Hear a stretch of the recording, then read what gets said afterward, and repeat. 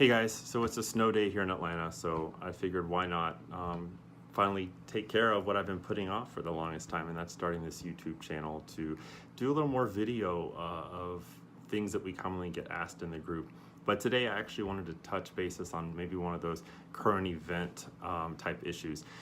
We have we've had some people in the group asking lately about what are red flags to people that are doing the home study, or they went through the home study and then they had a outcome that they didn't like, and that was opposite of what they expected. So we've had a lot of great members in the group answering these people and sharing their personal experiences and trying to explain maybe what they're seeing from the little bit of the story that we get that could have been an issue. So it's something that I've seen, that I've experienced firsthand, and as I've been involved in this community for a while, you start seeing and hearing from caseworkers, and you also see some of these people sometimes.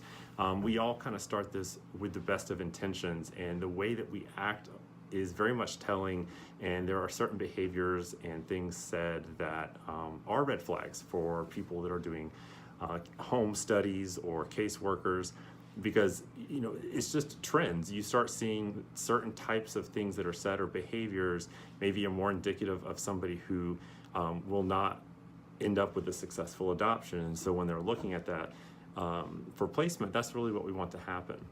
So I wanted to kind of talk about some of these you'll probably expect, and some of them maybe not. And if there are some others maybe that you think about, be sure and comment below and add it.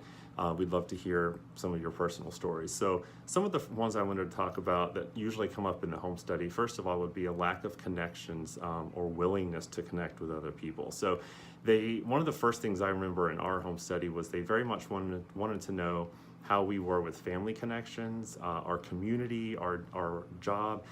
It's very important to have a connection and a network to rely on when you get a child. For anybody who has a child, it's a life-changing event, and you need to have parents and family to lean on, but especially for somebody who is adopting traumatized children from foster care.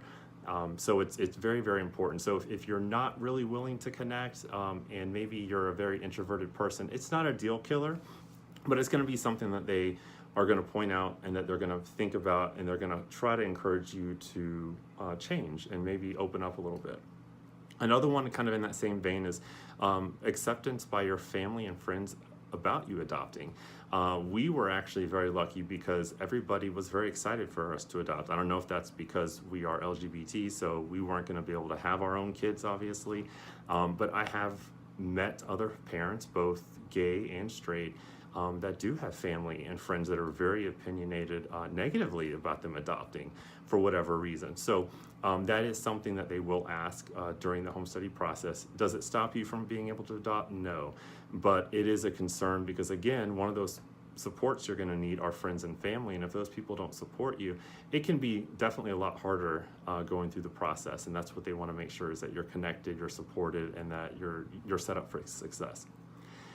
Another big one has to do with people that had biological kids, and now they want to have to adopt, whether to grow their family more, or their biological kids have moved on and they have an empty nest, and now they want to help some kids who could use a family. So what I've even seen, and actually my own children were previously in 2 failed adoptions with people that had had kids previously. So a lot of times, having kids previously can be a great benefit. It means that you've gone through issues with school and behavior and probably the terrible teens, as I call them.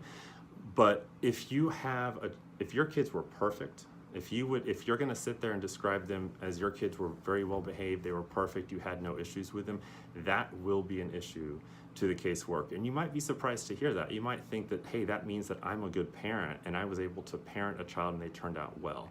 Well, that's all fine, but every child, number one, does have, at some point, is not going to be an angel. But the bigger thing is that we're talking about traumatized children here who don't have the experience that maybe your biological children did.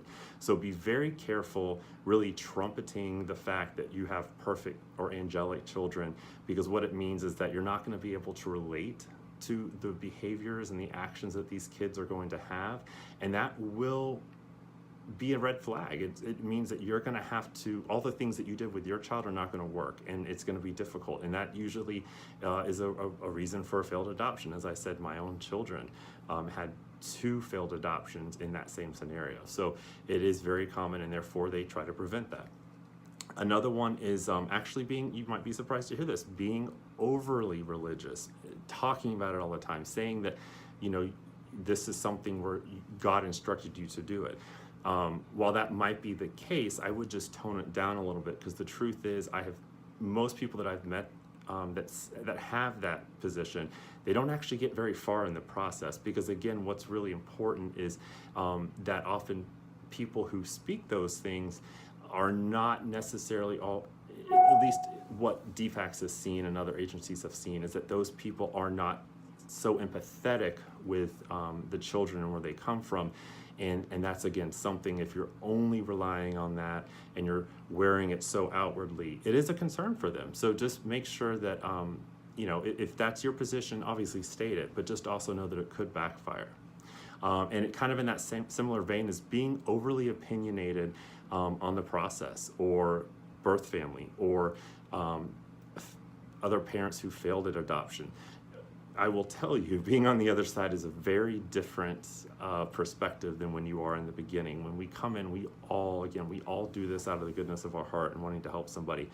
But until you've gone through not only the process, but you've lived with any of these children, and you've lived it day to day, and you've had to advocate with medical professionals, with caseworkers, with teachers, you really have no idea what it's like. So negatively talking about other foster parents and biological parents, adoptive parents, all of those things, just being overly opinionated but inexperienced is a red flag, because it means, again, you may have a hard time connecting. You may bash or speak negatively about birth parents to your children, and that's a big no-no. So just really be careful there.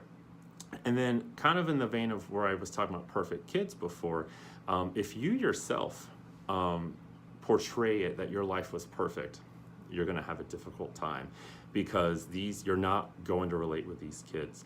I can share an actual personal story where I didn't speak up enough about what happened in my life. I didn't have a perfect childhood, but I don't think I had it that bad.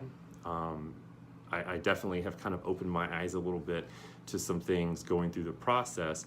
But during our home study, my husband is Hispanic, and he grew up poor in Brooklyn, and definitely had more of an experience like what these children did. He always had parents who loved him and took care of him and made sure he was cared for, but he had times when he, you know, experienced trauma and need. So the interesting thing was that, you know, I'm white, and I basically, what I said is that my life was meh. You know, it could have been worse, it could have been better. And they actually put in the home study that they felt that I would have a really hard time connecting with our kids and empathizing with them, because my life, I hadn't experienced anything. Now, of course, that wasn't true.